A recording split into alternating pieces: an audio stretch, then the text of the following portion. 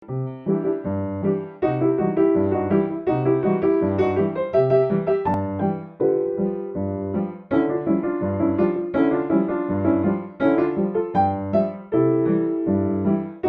over a century, the laughter of Bradford school children filled the halls of the Cogswell School here on South Main Street. The building has been vacant for 2 years, but now a local community group is planning to breathe new life into Cogswell. Photographs of the building were on display at the Buttonwoods Museum last month for the exhibit Empty Halls, Photographs of Cogswell School, part of the Cogswell Art Center initiative's effort to promote the creation of a dedicated art facility for the residents of Haverhill. So this exhibit kind of launches our campaign to raise awareness for an art center at Cogswell School. So we got this idea to have an art center because Danielle and I met through a mutual friend, and he was doing something similar up in Portsmouth, New Hampshire, and we said, why don't we have an art center in Haverhill or a dedicated facility to run community arts events for all residents? Oh, I've been driving by this building for a long time, and I've thought how wonderful it would be to do something with it rather than it become more condos. And so I've been in conversation with different people in the city about what we could do there, and the conversation has just kept going. Cogswell, opened in 1891, remained in use as an elementary school until 2002 and continued to host after-school and early childhood programs until 2012.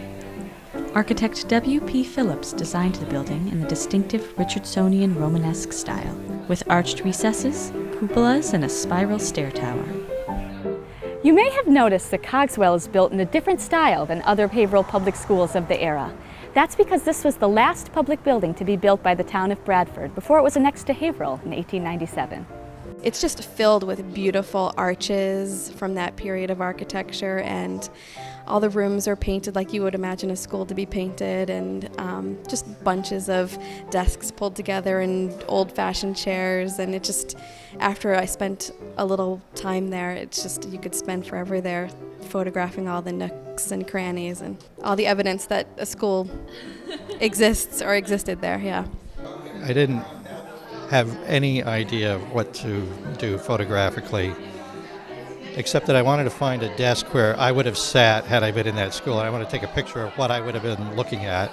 And there weren't any desks set up, so that didn't happen. But I do remember the water fountain. When you're a kid, that was a big deal, so I found the water fountain. The building just, it lends itself to this. As soon as you walk in, you see all this natural light. I mean, it's just perfect for something like this.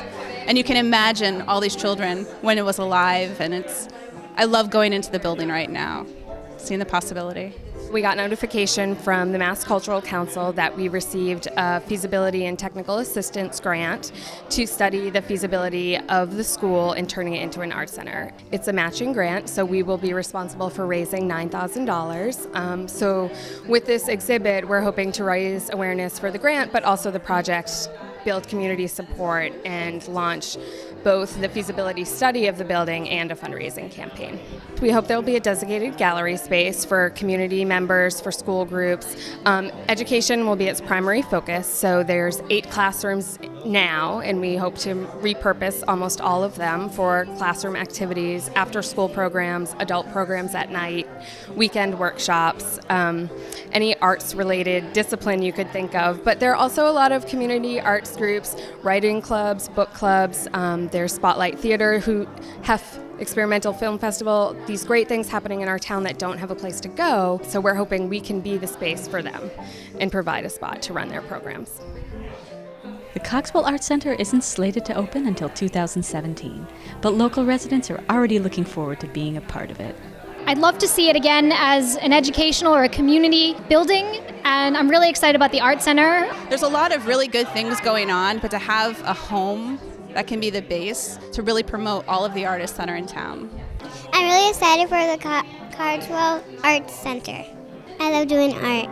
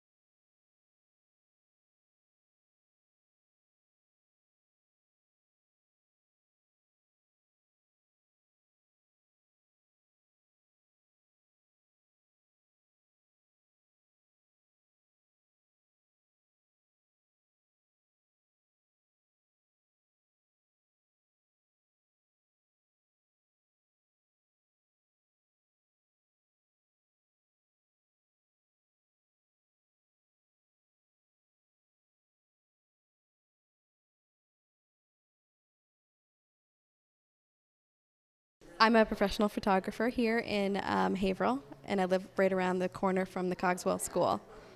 And I found out about the project actually from a mutual friend of ours, someone who also lives in Haverhill, who said I should check out what was going on with the proposed Cogswell Art Center. And so I did. I went on Facebook and found Jaime and sent her a note saying I would love to be involved in any way because, I don't know, to help out the community and to do something with an old building that's beautiful and really could be an asset to the community. I didn't know what to expect, really. I walked in and, it just looked like it was underused and there's a certain amount of decay that's happening and, some problems with the facility. But when you got past looking at, the flaws, you could see just this beautiful architecture and you could see that it was this beautiful school. And, there was still chalkboard writing, writing on the chalkboard. There were still desks piled up and kind of a bittersweet site, really, because you could see that it was at one point really vibrant, and now it just needs to be renewed in some ways and used for the good of the community. Yes, I've lived in Haverhill almost all of my life, and I've worked in the arts now for 10 years, and it's just something I'm very passionate about. And it all started in high school with my high school arts teachers, and I went on to study art in college, so I feel very lucky that I got that support and belief in me through Haverhill, so it's an opportunity for me to give back.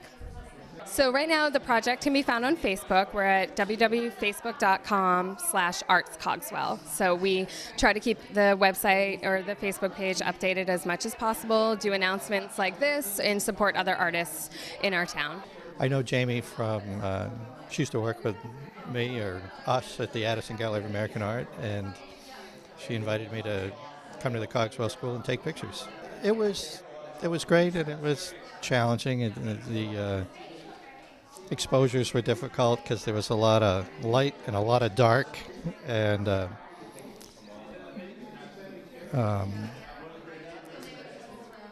but it was a lot of fun too. I had, like I said, I really didn't have much idea what to take a picture of, and when you went in there, it was different. But I found a few things, I guess.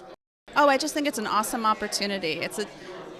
There's not a lot of opportunities to do something like this, and to have a city asset that we can maintain as a community asset. It's something we're really excited about. We think that there's something, it's not in the community right now, but that we can do it, and we've garnered support all over the city.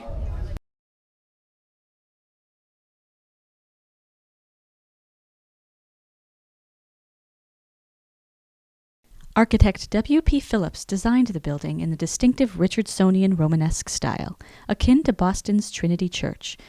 Photographs of the building were on display at the Buttonwoods Museum last month for the exhibit Empty Halls, Photographs of Cogswell School. The proposed art center will host children's after-school and summer art programs, courses for adults, free workshops, exhibition space, and an artist-in-residence program.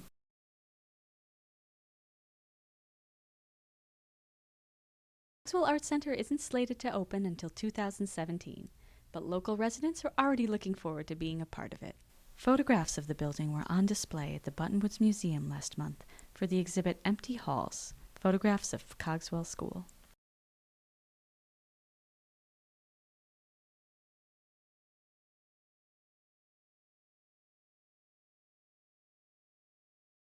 Part of the Cogswell Art Center initiative's effort to promote the creation of a dedicated art facility for the residents of Haverhill.